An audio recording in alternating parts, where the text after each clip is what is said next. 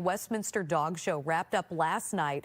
Best in Show goes to a breed that has not won in decades. Congratulations to Penny, the first Doberman since 1989 to win Best in Show.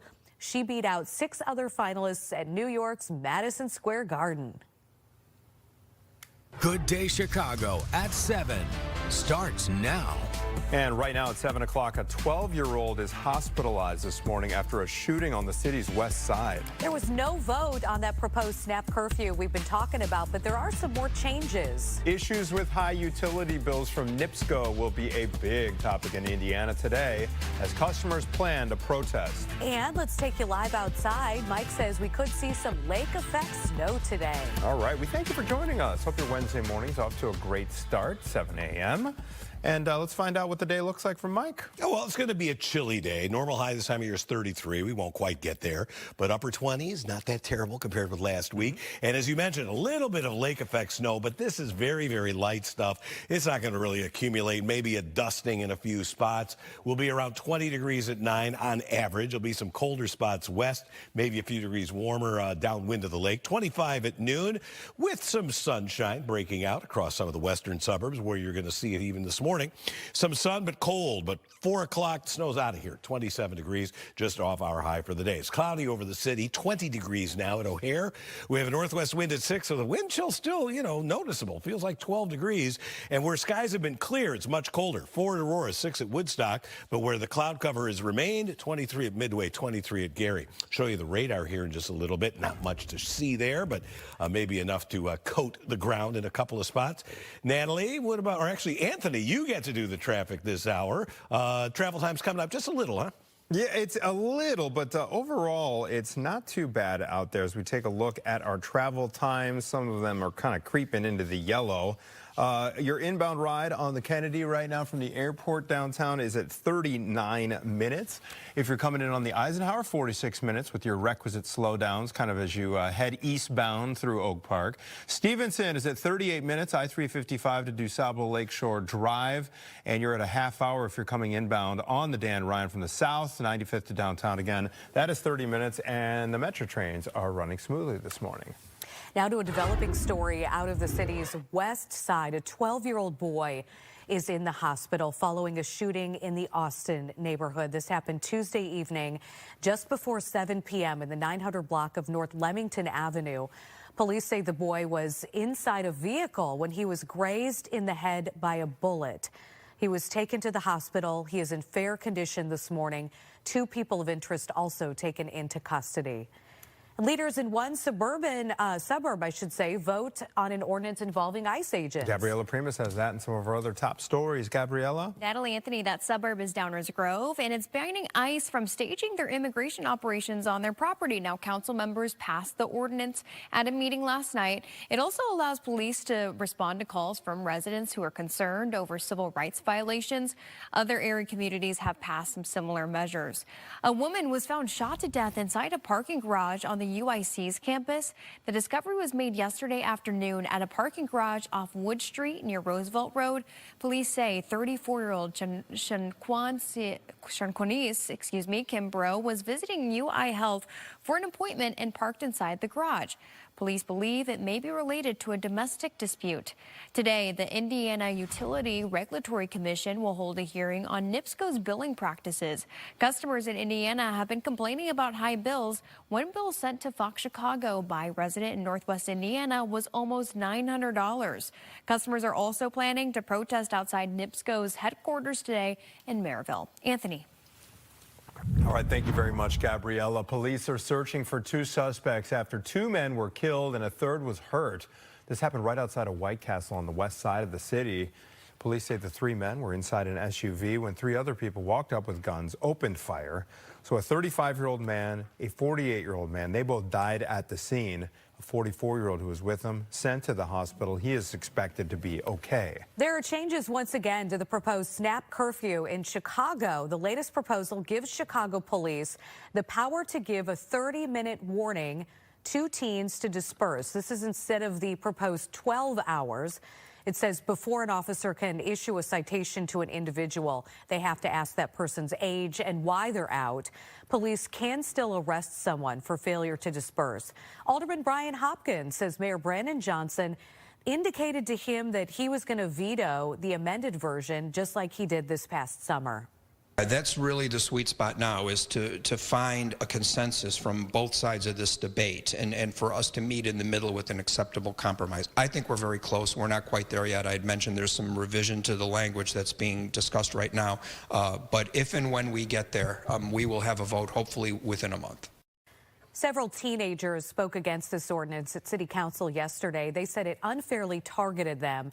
Alders did not vote on the latest proposal. A grand jury has indicted Adam Beckerink on murder charges. He was extradited from Michigan last month to face murder charges in the death of his wife, Caitlin Tracy, in 2024.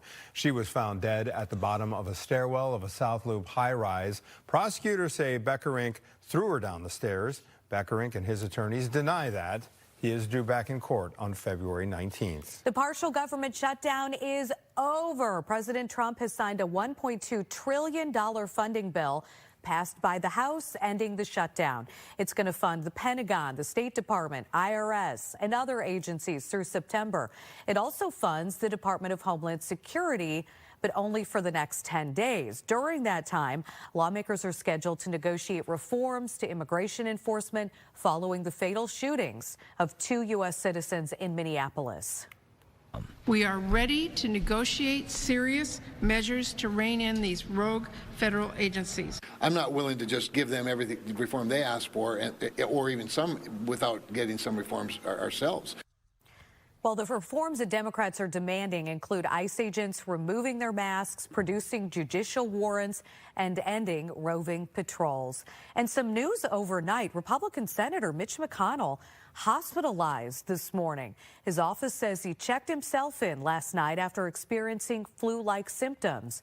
A spokesperson for McConnell says this was done out of an abundance of caution, and the prognosis is positive. All right, it is now day 4 in the search in Arizona for Nancy Guthrie. This story, 84-year-old mother of Today Show host Savannah Guthrie, last seen at her Arizona home over the weekend. Time is of the essence here. Brian's in studio with the latest. We're learning now that there were reports of forced entry at her home near Tucson. We're also now hearing about a ransom note. That note was sent to a local news station. The note included details about the home and what she was wearing when she disappeared over the weekend. The Pima County Sheriff has not confirmed the accuracy of that note. On Chicago Live, we spoke with a reporter at our sister station in Phoenix who's been covering this story.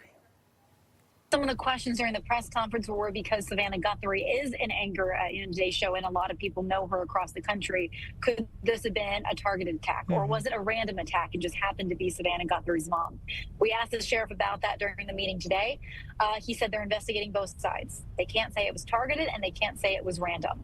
So not an answer with that, but that I think is one of the things I've been seeing as far as a lot of comments online. Was this targeted because of Savannah Guthrie's position? So that was the sheriff's response to that question that we asked there today. You know, a lot of people were asking, why can't they share the camera footage?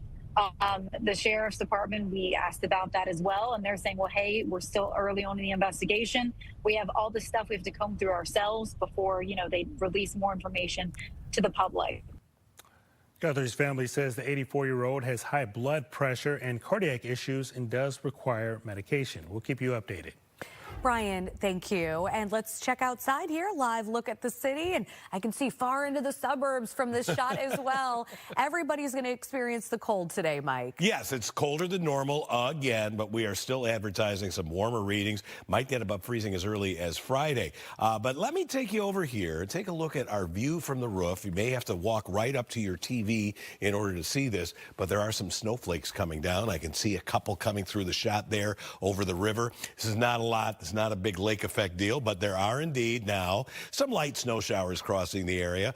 This is our radar view, and you can see some of this activity kind of southbound blowing in off the lake. And this goes south of Kankakee. Isn't that amazing? Nothing is heavy here. And I know you're looking at some of these things, you're going, oh my gosh, it must be pouring down snow here. Look what's going on south of DeKalb. These are wind farms, which we're actually able to detect using radar. Temperature-wise, where skies have been and are clear. It's cold. Look at the 4 at Aurora, 5 at Woodstock, 7 at DeKalb.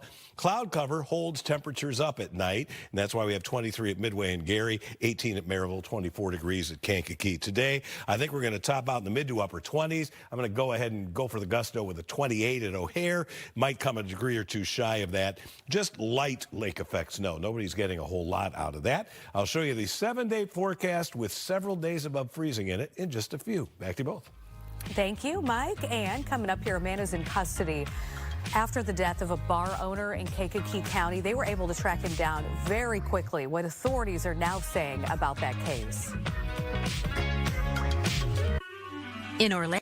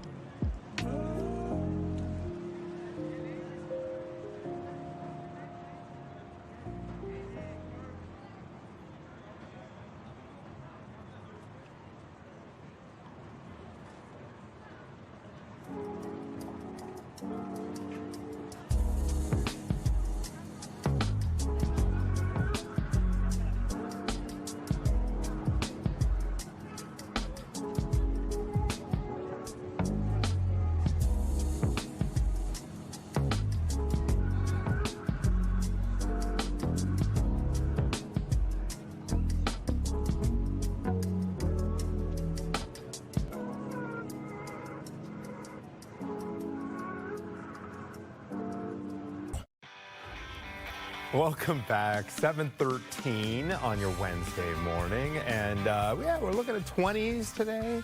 Perhaps a little lake effect snow, but nothing too bad. We'll check in with Mike in just a moment. But first, here is Gabriella. Yeah, let's start with this top story. A 12-year-old boy is in the hospital following a shooting in the Austin neighborhood. Now, it happened last night just before 7 in the Austin neighborhood on North Leamington. Police say the boy was inside a SUV when he was grazed in the head by a bullet. He's in the hospital and at last check is in fair condition. 2 people were taken into custody. Police are searching for suspects after 2 men were killed and a third was hurt in a shooting outside of White Castle on the city's west side. Police say the 3 men were inside an SUV when they were approached by 3 others with guns. They opened fire into that car. Today, the Indiana Utility Regulatory Commission will hold a hearing on NIPSCO's billing practices.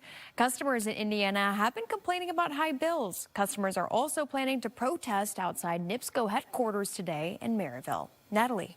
Gabriella, a federal judge is expected to rule Friday on whether body camera video from the October shooting involving a Chicago woman and ICE can be viewed by the public. Marimar Martinez, a teaching assistant in the city, was on Capitol Hill yesterday to speak at a congressional hearing about that shooting. Martinez told members of Congress that she felt compelled to follow Border Patrol agents honking her horn to alert her community of their presence. The situation escalated and she was shot multiple times. She says she also felt shock and dismay after being labeled a domestic terrorist.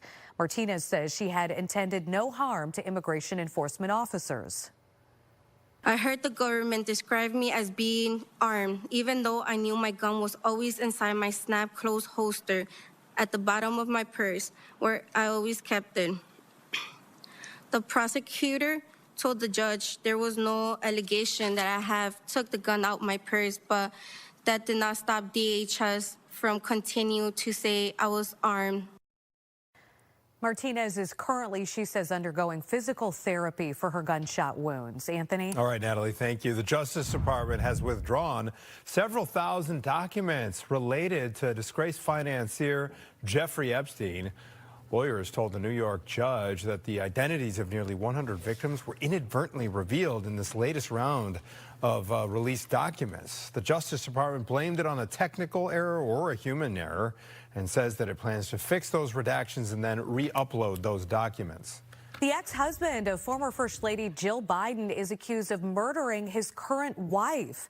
Police say they found the body of 64-year-old Linda Stevenson inside a home in Newcastle, Delaware in December. A grand jury indicted 77-year-old William Stevenson for murder. Stevenson was married to Jill Biden from 1970 until their divorce in 1975. U.S. skier Lindsey Vonn says she is still going to race at the Winter Olympics, and this is despite a completely ruptured ACL in her left knee from this crash just days ago. She had to be airlifted to the doctor. The 41-year-old says doctors found ACL and bone damage. She had 3 days of therapy, and she says after that she's going to compete. Vonn is scheduled to race in the women's downhill on Sunday at the Milan Cortina Games. That is wild. That is wild. Wish her luck, though. I mean, more power to her if she can get through that competition. But I don't know whether to be excited for her or just think, wow, that's crazy. Well, and the other thought that I had was, what about the person who came in just behind her? You know, and I kind of felt bad for that person. Oh, who like didn't make the team? Oh, the alternate. Oh, the alternate, right? Because I mean, maybe that's a good point. Well, but she technically qualified to be there, so. Yeah, I mean, I don't know. Yeah. Well, you just different type of spirit. You got a ripped ACL. I'm done. Thank you. Thank you very much. I have a hangnail. Hot chocolate time for me. No. Today. I'm going to be skiing at the Wilmot this weekend instead of Milan Cortina. All right, let's talk about a little bit of lake effect snow. It's not a lot out there. This is not a repeat performance of what we had last week, where many areas picked up more than a half foot of snow. This is going to be more like a dusting at most, but it is reaching really far south. Take a look at this radar detectable snow showing up as far south as Watseka right now, and there are indeed a couple of snow showers over the immediate metro. Not a lot, but a couple little pockets where it's snowing. You may encounter, a brief snow shower here. This is all technically lake effect, and it will be winding down later today. Temperature-wise, where skies have been clear, it really got cold. 5 at Woodstock, 7 at DeKalb, Aurora, our usual cold spots, 4, but it's 23 degrees at Midway, Gary, 18 at Valparaiso and Merrillville. Today, I think we can stretch it up to 28. It's going to be close. We'll see mostly cloudy skies, thickest cloud cover near and downwind of the lake. We'll watch for that light lake effect snow going on for another few hours. All right, look at the 7-day forecast. We got a 30 tomorrow, maybe a snow shower midday, another snow shower late at night into Friday morning before we finally get above freezing for the first time since January the 16th. We'll back it off a little bit over the weekend, but seasonably cold both Saturday and Sunday. Then here comes the warm-up. 38 degrees at least on Monday, 45 degrees at least on Tuesday. You see where I'm going. I like that. Thanks, Mike. A man accused of killing a go ahead, Anthony. Well, let's check in on traffic times before we get to that story. Natalie, they are stacking up since last time we checked in. You can see it's nearly an hour ride now on the inbound Kennedy from O'Hare to downtown. You're at 44 minutes. On the Eisenhower from Route 390 to downtown. If you're coming in on the Stevenson, it's a 43-minute ride between I-355 and DuSable Lakeshore Drive. And on the Dan Ryan, 95th to downtown, you are at 35 minutes. At last check, Metro trains are running on schedule. So we've been reporting on this just super sad story about this Moments bar owner. She was there by herself, and within 24 hours, they were able to track down a man who is accused of killing her. He is now in custody. Yes, they tracked him down in Indiana, just over the state line. He's being held there now. They arrested him in Hammond. He's awaiting an extradition hearing. Saquon joins us live from Moments with the very latest on this case. Say? Hey, good morning to you guys. We are just outside of the Line Bar here in Moments, pretty much right along the Illinois-Indiana state lines. But this is where investigators have been collecting evidence for the last couple of days now, which led them to the man who authorities say was behind an execution-style murder. Now, the man they're talking about is 47-year-old Julius Burks Jr. He was arrested, as you mentioned, in Hammond, Indiana, not too far from Gary Airport. Investigators say he is responsible for the shooting death of 30-year-old Courtney Drysdale of Moments. This all started on Monday when Drysdale got to work to open up her bar at around 11 in the morning. And shortly after, Burks was seen in surveillance video walking in and demanding money at the register. Now, officials say even though Drysdale did what she was told, Burks shot her twice, then ran away. No one else was inside the bar at the time of the incident. Before leaving, the suspect attempted to remove what he believed to be a digital recording device from the wall. However, investigators have recovered video evidence. By Tuesday afternoon, about 26 hours after the deadly shooting, the Kankakee County Sheriff's Office said Burks had been arrested. Courtney Drysdale was a mother of a young daughter and was deeply loved by her customers. Fox Chicago spoke to one of her friends who says she will be remembered for the bright light she brought into everyone's lives. Her smile lit up the whole place, you know, everyone felt good around her. It feels like almost like a little bit of a weight lifted off my shoulder that, you know, she's going to get some type of justice, her family's going to get justice, that someone's going to get what they deserve for taking a beautiful soul like hers. The Kankakee County Sheriff's Office says they were able to track down Burks with the help of several law enforcement agencies, including the FBI and the U.S. Marshal Service. They also thanked the community for providing them with tips and information. Guys? Say, do we know what's next in this case? Yeah, so as for the bar here, obviously this investigation is ongoing, but we know the Line Bar just announced that it will be closed until further notice. As for Burks, we know, as you mentioned, he is being held in Indiana right now awaiting extradition hearing, which we also learned could happen sometime this week. All right, thank you, Say. 7:22 now this morning. A TikTok trend leaves a Plainfield boy badly burned. I encourage you, if you have children, to watch this story and talk about it with them. We'll be right back. Fox 30.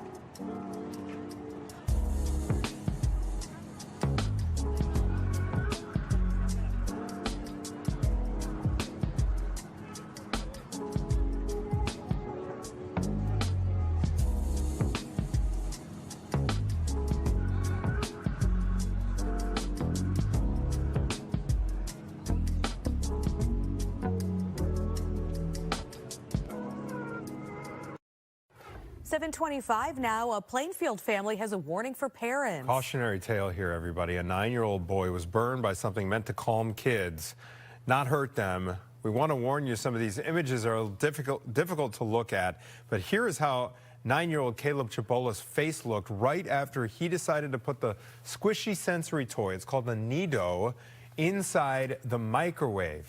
His friend apparently had first tried it, and then he decided to try it one day. It only took a few seconds for that toy to overheat in that microwave and then explode.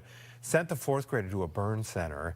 And this was actually part of a larger trend that has apparently been fueled by viral videos on TikTok. Definitely a lot better because some of the early pictures were definitely scary. We were worried about his eye, of course, which he was cleared by ophthalmology, which is great. The material inside is so thick that it holds heat longer because it's thick, and it sticks, and so it stays on the skin longer. And that causes even more problems than, say, a similar temperature water that might slide right off. Just think before you act, and think before when you're like putting something in the microwave, because you can only put food, and it's more like powerful than the oven and other stuff. I'm glad his eye looks way better there. Loyola Medicine now says this is the fourth Nido-related burn case. The product's spelled N-E-E-D-O-H. So the 4th one they've treated this year alone. We have reached out to TikTok. We have reached out to the makers of the product. So far, we have not heard back. This is the centennial year for the celebration of Black History Month, and the Field Museum is marking the milestone. Music, dance, poetry, and shoe fashion all taken the stage in style. The celebration was called Soul to Soul, celebrating 100 years of excellence. It was part of an entire month of events that are coming up here, each group representing classic and contemporary Chicago traditions. Some of the dancing that they'll actually be doing was inspired in West Africa. So a lot of the footwork that we do here in Chicago actually has roots in West Africa. And so we wanted to make that connection to the city. We just wanted to bring the community together to celebrate this momentous occasion, celebrate our scholars in the city, and just uplift, connect the community, and have a great time. The museum says it hopes everyone walks out inspired this Black History Month. Very cool. All right, Mike, what do we got coming up weather-wise? Well, I have a 7-day forecast. 4 of those 7 days at or above freezing. How about that? First time in a long time. January 16th, our last above freezing day. We are going to break that trend. We've got the full forecast coming up.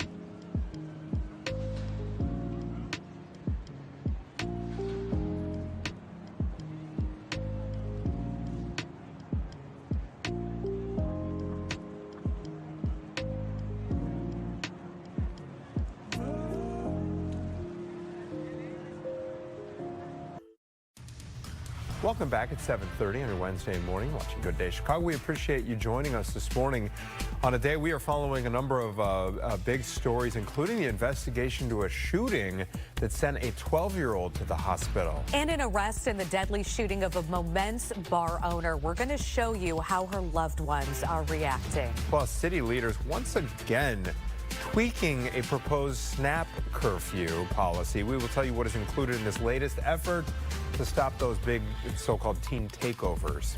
But first, a meeting is planned tonight over a proposed housing development on the site of the old Mars candy factory. And the proposal has left some residents, you could say, with a bitter taste.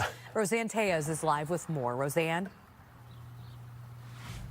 Well, they're having a big community meeting here tonight, and they plan to get an update on the project, share their concerns, and they're even considering a possible referendum on this issue.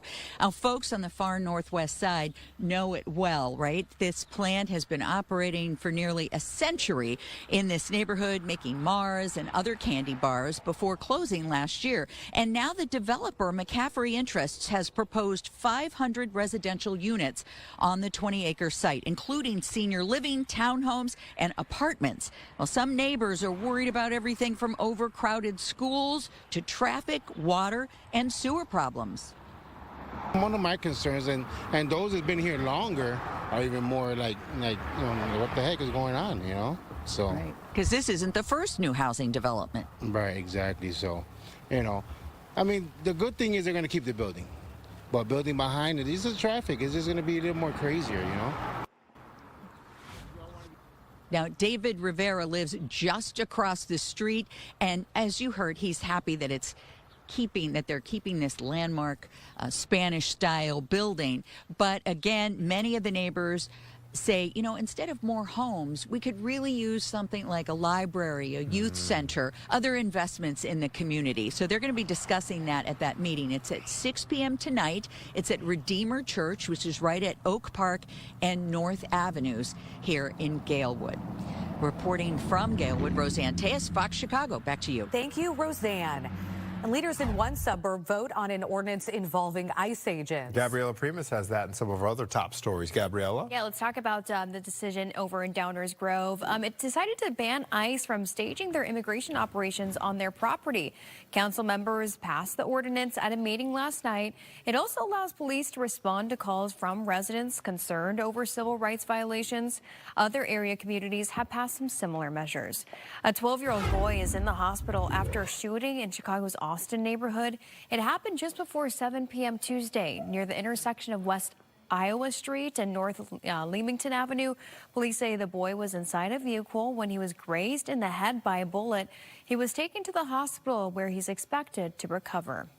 A woman was found shot to death inside a parking garage on the UIC's campus. Discovery was made yesterday afternoon at a parking garage off Wood Street near Roosevelt Road. Police say 34-year-old Sean Quanice Kimbrough was visiting UI Health for an appointment and parked inside the garage. Police believe it may be related to a domestic dispute.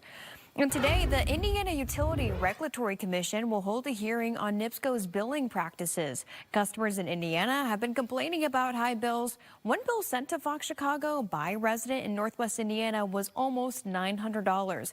Now, customers are also planning to protest outside NIPSCO's headquarters today in Maryville. Brian Jackson is here now with some more stories we're following up on. Hey, Brian. Well, the Kankakee County Sheriff's Office has arrested a man accused of killing a bar owner in Moments. Julius Burks Jr. was arrested in Hammond, Indiana on Tuesday. Investigators say that he shot 30-year-old Courtney Drysdale inside the Line Bar. One of her friends tells us that she's happy that the suspect is off the streets. Feels like almost like a little bit of a weight lifted off my shoulder that, she's going to get some type of justice, her family's going to get justice, that someone's going to get what they deserve for taking a beautiful soul like hers. Burks is being held in Indiana while awaiting extradition to Illinois. Chicago police are searching for 3 men involved in a deadly shooting outside of a White Castle on the city's west side. Officers say that the shooters walked up to an SUV and opened fire. 3 men were inside. 2 of them were killed and a third was hurt. Police believe that that third man will recover. Chicago city leaders have revised a proposed SNAP curfew to give police a little bit more flexibility before handing out citations. This would now allow Chicago police to give a 30-minute warning to disperse instead of the previously proposed 12 hours. Before issuing any citations, officers would have to ask the person's age and why they are out. Teenagers say that they're being unfairly targeted, but the order behind this measure says it aims to prevent youth violence. That's really the sweet spot now, is to find a consensus from both sides of this debate and for us to meet in the middle with an acceptable compromise. I think we're very close. We're not quite there yet. I'd mentioned there's some revision to the language that's being discussed right now. But if and when we get there, we will have a vote hopefully within a month. Alders did not vote on the proposal yesterday. They're expected to bring it back up at the next Public Safety Committee meeting. All right, time now 7:36 this morning. Checking in with Mike. How are those flurries that were coming down? How are they looking out there? Yeah, and that's about all they are, Brian. There's not much heavy snow expected, really, in this entire forecast. We have several what I would call kind of nuisance events on the way. But the big thing that we're looking forward to is the major warm-up that we're going to see next week. So we got to wait on it a little bit. Lake effect snow today, maybe a coating in a few spots at most. Then we get a little light mix possible Thursday night and Friday. It'll be mainly snow, light stuff. And then I think we may get a couple of degrees above freezing on Friday for the first time since January 16th. But 40s possible as early as Monday, certainly at least way into the 30s, and a likely by Tuesday. And Tuesday, we could be close to 50 degrees here. Right now, cloudy, 20 at O'Hare. We have a northwest wind at 6, wind chill 12, where the skies have been clear all night, well west of the city. We've got single digits out there. Aurora, Woodstock, DeKalb, Rockford among those spots. Pretty much everybody else, teens and low 20s, including 23 at Gary, 23 degrees at Midway, where flurries have been reported. This lake effect snow goes all the way south into Iroquois County, for goodness sakes. It's all flurries there, no real heavy snow at all. 28 for the high today. More sun the farther west you are. Clouds linger longer close to and downwind of the lake. Tonight, partly cloudy to mainly clear with a low of 15 degrees, not much wind. Here are, as I mentioned a little while ago, 4 days at or above freezing. Friday, Sunday, Monday, and Tuesday, and obviously the big warm-up is next week. There could be a couple of days where we stay above freezing all day and all night long. Got a couple of very nice photos to share with you. Now, a little while ago, I shared in our 5 o'clock hour a bald eagle that wasn't fully in plumage. This one is Randy Bearden giving us a look at an adult bald eagle with the full white head and white tail. A beautiful shot there, Randy.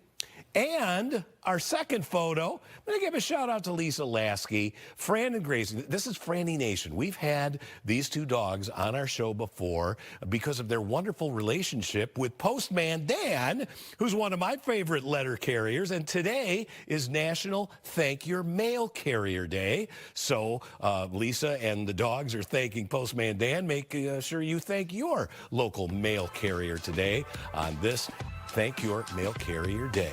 Lisa, thanks for sharing pictures of your dogs and Dan as well. Take a look at those travel times. They're coming up. It's been a pretty quiet morning so far on the roads, but getting a little bit more congested. We'll be right back.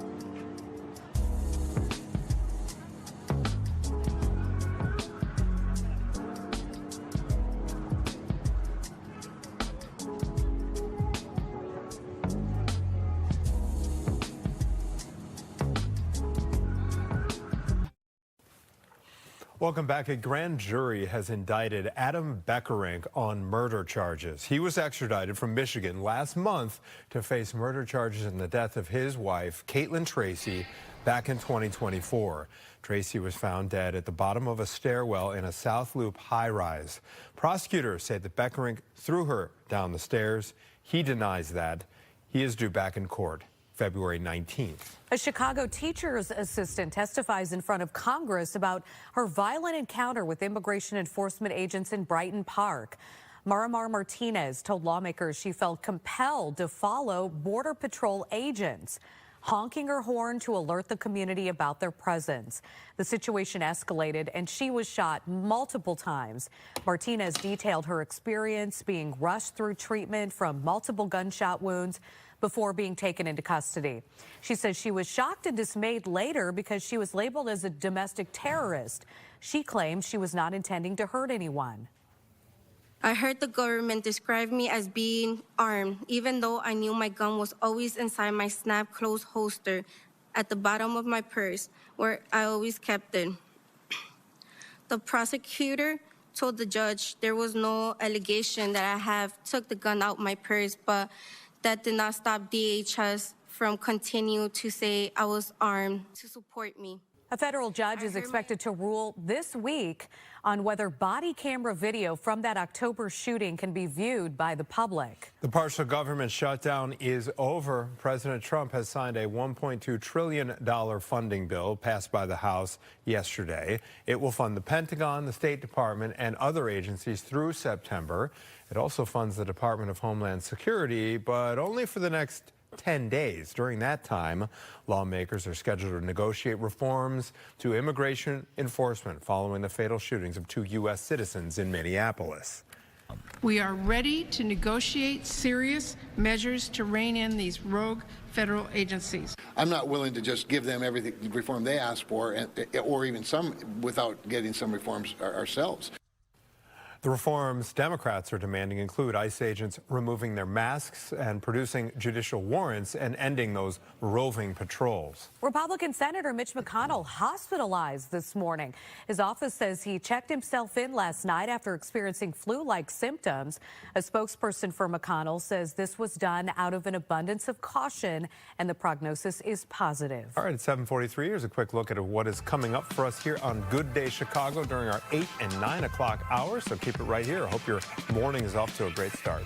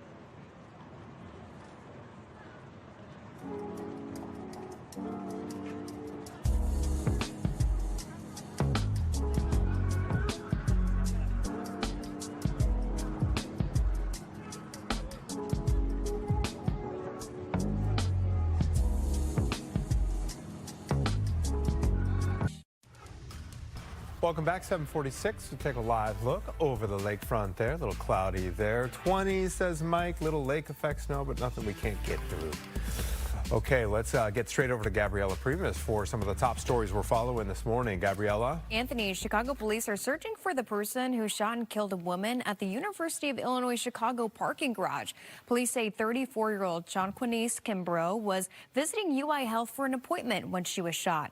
It happened around 2:30 Monday at the Wood Street garage. Police are still investigating what led up to the shooting, but they suggest it may have been related to a domestic dispute. No word yet on any suspects. Right now, Chicago police are searching for 3 men involved in a deadly shooting outside a White Castle on the city's west side. Officers say the shooter walked up to an SUV and opened fire. 3 men were inside. 2 were killed and the 3rd was hurt. Police believe that man will recover. The Kankakee County Sheriff's Office has arrested a man accused of killing the owner of a bar in Momence. Julius Burks Jr. was arrested in Hammond, Indiana on Tuesday. Investigators say he shot 30-year-old Courtney Drysdale inside the Line Bar. Burks is being held in Indiana while awaiting extradition to Illinois. Natalie Anthony. Thank you, Gabby. And back now to that forecast as we take another live look outside.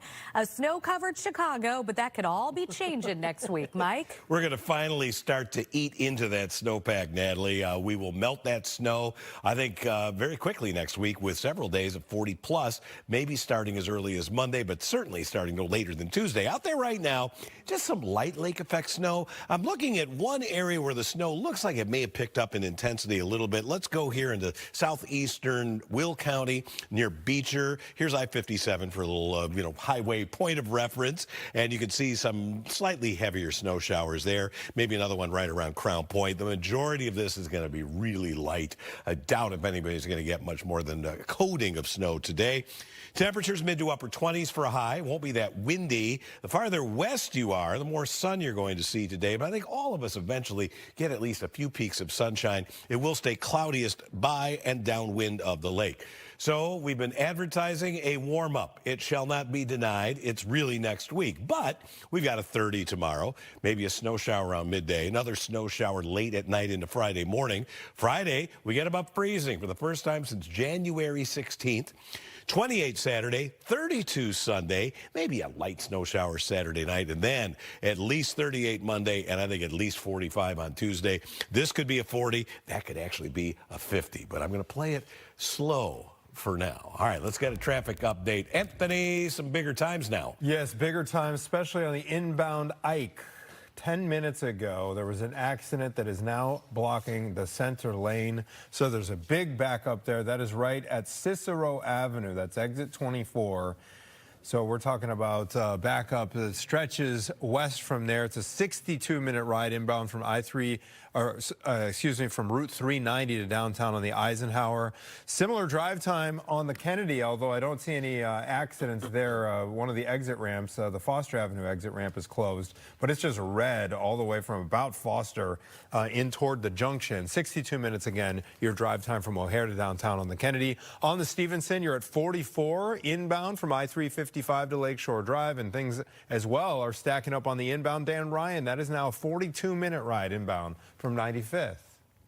Other news, a Chicago doctor is using some new technology to find what was before a hidden cancer. This is a first-of-its-kind imaging technology called Cytalux, and it's the only FDA-approved optical imaging agent designed to help surgeons see what their naked eye might miss.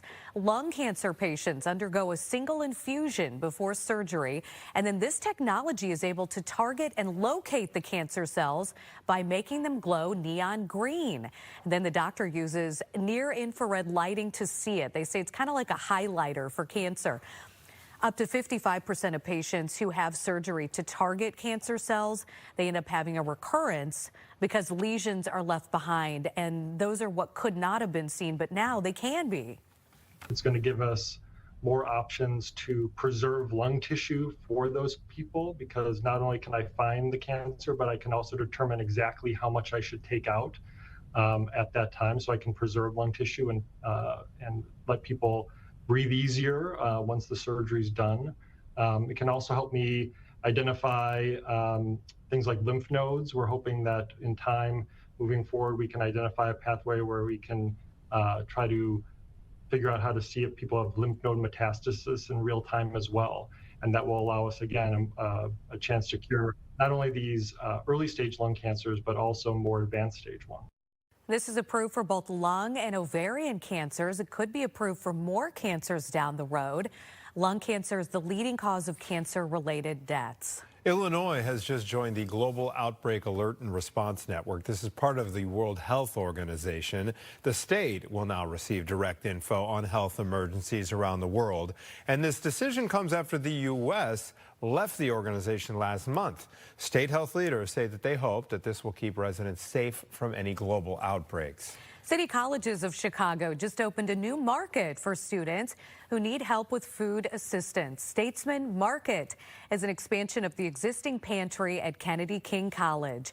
They are partnering with the Greater Chicago Food Depository while offering healthier options on campus. Our students come to Kennedy King with big dreams, and this new expanded and beautiful marketplace helps ensure every student has the support they need to stay enrolled, focused, and thriving.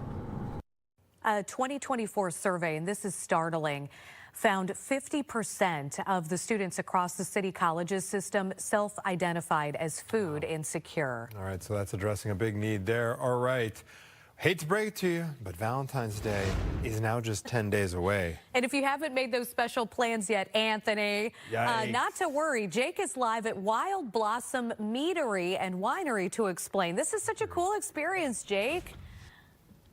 It's a great experience, and you're absolutely right. 10 days away, Valentine's Day. Not even that, Valentine's Day on a Saturday this year. So guys, gals, if you don't have your plans ready to go, you might want to start doing some work. But don't worry, the folks out here at Wild Blossom Meadery in the Beverly neighborhood, they got something special. Listen, all year long, they've got some pretty amazing events taking place. But upcoming this Valentine's Day, next Saturday, 10 days away, they're going to have a Valentine's winemaking and dinner experience. Take a look at some of this. Throughout the morning, we are going to be live out here all morning long. We're going to be showing off some of the, really, it's an experience because, listen, anybody can get their significant other and go to a restaurant and showcase really what they've got going on. But whenever you're out here, yes, it's dinner for two, but also you're going to make a wine that has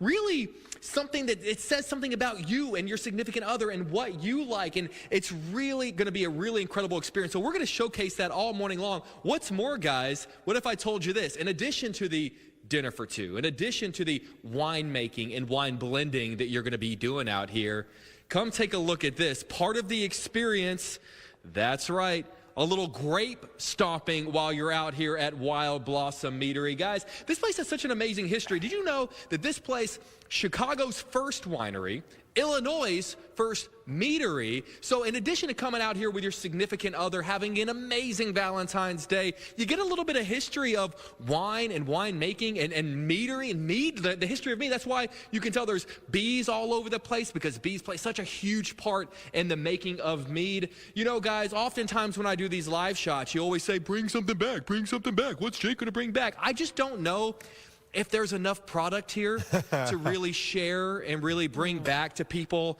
in the newsroom. So you know what? I'm going to do my due diligence out here. Take a look at that. The owner, Greg, his mother drew that, and it's just a beautiful, beautiful piece of art that really illustrates just how beautiful this place is. And as we wrap up for the teas, guys, we'll be back here all morning long. Listen, I got to make sure that the product is as good as possible. You made that for me, right? You cherry mead. Oh, look. I'm so sorry. Guys, I have to get back to work. I'm sorry. I'm going to have to toss it back to you in the studio. I'm so sorry. For Jake. Did anyone else, does it stick out that we hope he brought clean feet? Because he's going to be stomping grapes? Live. And nothing ever goes wrong when reporters stomp grapes live on television. That alone is enough to stay tuned in. Nothing ever goes wrong. Plenty more Good Day Chicago ahead. Thank you, Jake. We'll be right back.